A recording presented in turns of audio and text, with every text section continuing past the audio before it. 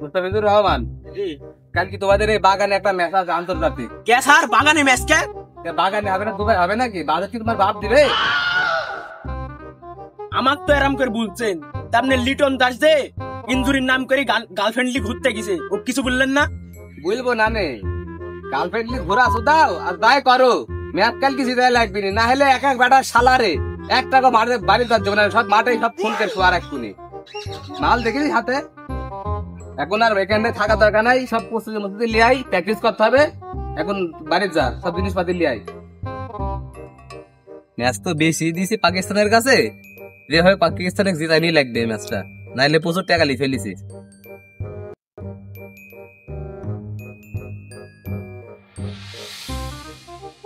কি গো ভাই, তোমার তো চিনলাম না, তুমি কিটা? আই এম জাকির, জাকির একজন নেইমার। এ ধর প্যাড, প্যাড করে প্র্যাকটিসে নামি পর। একটা প্যাড বাজার কি তোর বাপ দিবে? প্যাড একটাই আছে, প্র্যাকটিস করলে তো, নাহলে বাড়িতে শুই থাকে গা। প্যাড কি এটাকে প্যাড? এক চুল যেন ময়লা না হয়, ময়লা হইলে এটা দেখেছিস তো, এটা দেখেছিস তো ময়লা হইলে। কিরে মুস্তা, এ কি দাঁড়িয়ে এত কথা বলছে? আরে স্যার আপনি উঠছেন না, ও জাকির, জাকির হচ্ছে নেইমার ফ্রম ব্রাজিল।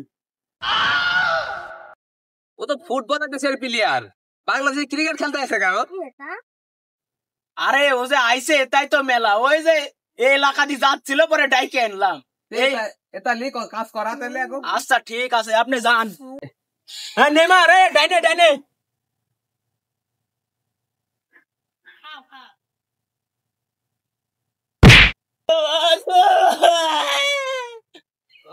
তুই বলি কিভাবে? তুই কিরে মুস্তা, তোর ডান হাতে বল, তুই বাঁ হাতে বল করিস? অরিজিনাল ফিস কি তোমার বাপ আইন দিবে? তুই ডান হাতে বল কর না বাঁ হাতে বল কর, তাতে আমার সমস্যা নেই, প্রয়োজন পা দিয়ে বল কর, কিন্তু বলের দিন রং ওঠে না, তাহলে তোর কিন্তু খবর আছে, মাল তো দেখেছিস।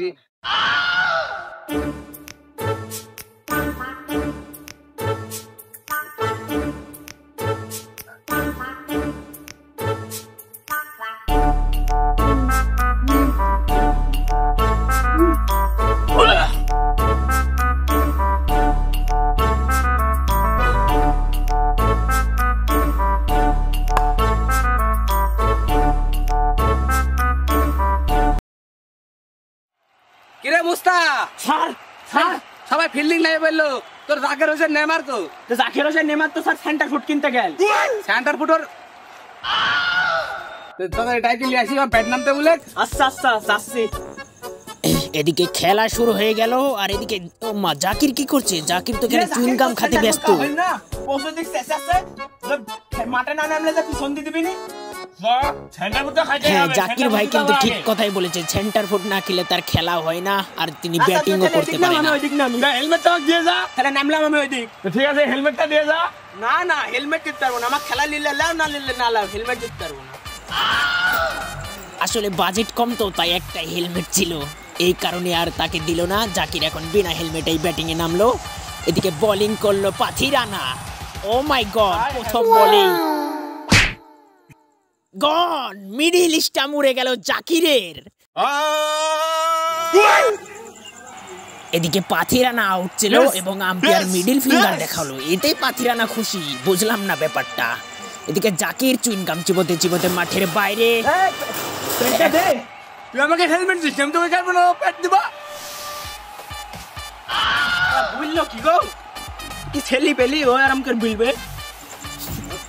এইবার সেই বাংলাদেশের দুর্ধর্ষ বোলার মুস্তাফিজ, কিন্তু মুস্তাফিজ তো বোলিং করে, এখানে দেখছি ব্যাটিং করছে। আসলে কমেডি স্কোয়াডের ভিডিও তো, এখানে যে কোনো কিছু যখন তখন হতে পারে। হ্যাঁ মুস্তাফিজ চারিদিকে দেখে শুনে ব্যাটিংয়ে, বোলিংয়ে পাথিরানা বল করলো এবং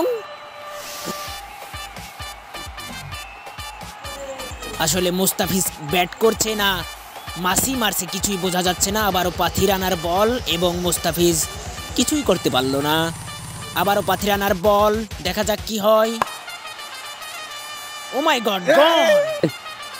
ও মাই গড, এটা কে? বাংলাদেশের মধ্যে ক্রিস গেল।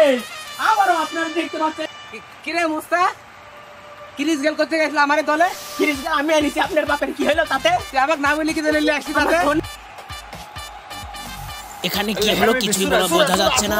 আর বাংলাদেশের মাটিতে ক্রিস গেল এক বলেই গল, এটা কি হলো?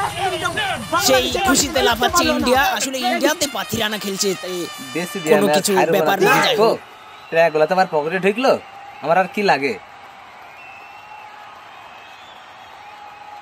পাপন ভাই, আপনারা তো ম্যাচটা হারিয়ে গেলেন, তাই আপনাদের অনুভূতিটা কি?